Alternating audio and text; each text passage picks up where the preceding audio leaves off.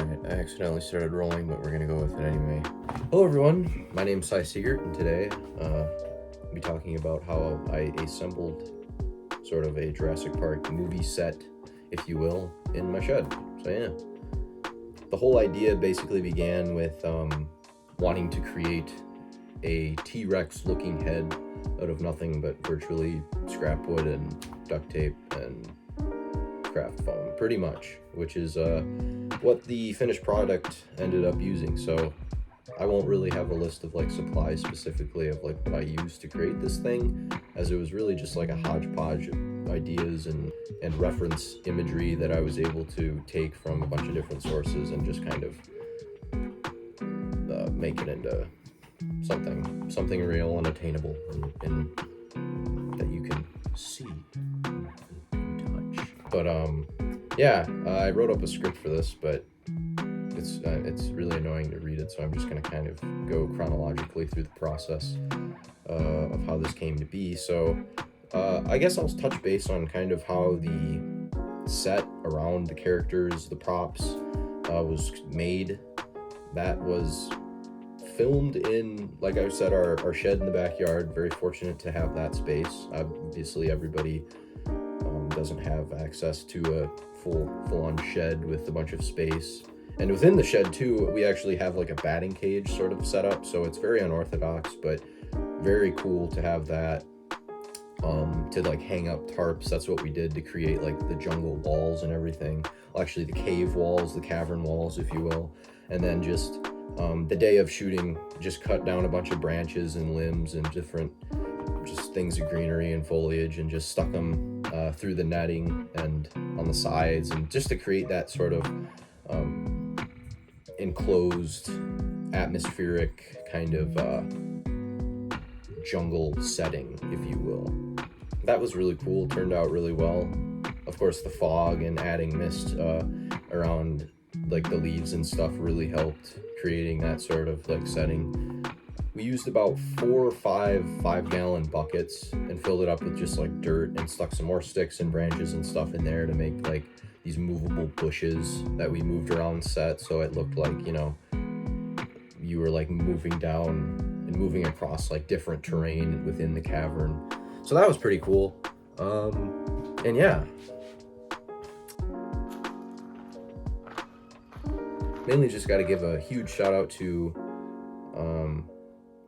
the folks over at Film Riot for their video right here that inspired that whole concept. Helped out quite a bit. We were originally going to film that like out in the forest somewhere, and you know, that would have been just a lot more difficult from a lighting standpoint. Just, you know, creating that sort of atmosphere was key, and it was a really cool thing. So that was kind of how we did that. Of course, mix in a few lights, just some basic lighting. I installed a top light sort of rig, put a white blanket sheet over that to kind of help dilute it and just spread the light over the little area we had. But mainly just, you know, having that lantern and just a few other lights here and there sold it for the most part. So yeah, moving on to the Rex head prop build. That was definitely the motive for this whole project to come into fruition. I just wanted to build like a T-Rex head out of scrap wood. Now it's not a T-Rex head. A T-Rex head would be far bigger, but you know, you get the point. It's kind of a predator head thing. But I really like how it turned out. It's cool to have used that like in something. I always kind of wanted to make like a dinosaur head prop thing, or like some sort of big dinosaur like prop, but I needed something to use it for, and so this was that project. And so yeah, I began kind of one night just clicking on Stan Winston's school videos, but like the behind the scenes ones where they would talk about and break down their process of making the animatronics for Jurassic Park, the original one mainly, the original T-Rex specifically, and just how rigorous of a process that was, and how just they went in and tackled it and came out and just really it literally revolutionized cinema and the way we see things. Pretty cool, and that really just like was good motivation, and there was some insight there too that I, not even trying to sound like, oh yeah, I took note of exactly what they were doing, and I definitely, step by step broke it down, and I did it the specific way. Like, no, I'd be lying if I said there was any sort of process into this. It was just kind of hodgepodging together a 3D head. The majority of the help came from this guy. It's $20 T-Rex figure. It's pretty sick. Having this down there along with like the reference board was a major help, and just kind of putting pieces together, it began to take shape, and from there I was just like, all right, well, I'm just gonna finish off this exoskeleton and then put the foam over it, texturize it a little bit, paint it, paint the teeth, tongue, put the eyes in. The eyes were really cool. Those were like LED button lights that you can get at like Walmart, and just kind of painted over those. I was just like, yeah, looks cool.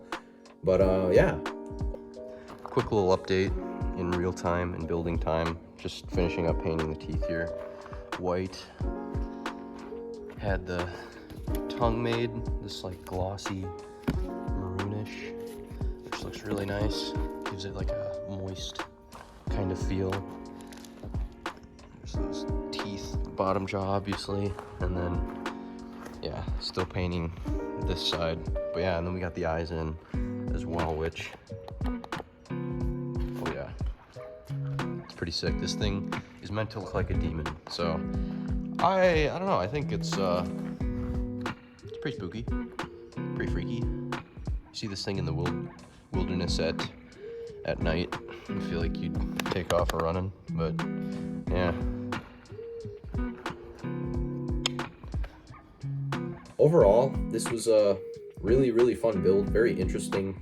One could even say it was a little silly, but nonetheless, it was enriching. It was a very cool experience, and just thought I'd kind of share the process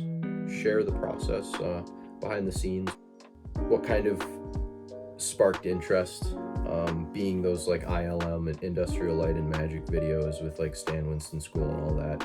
Major props to those guys. I know there's like a streaming show about it coming out soon, which I'll definitely be watching. But yeah, overall this project was just really fun.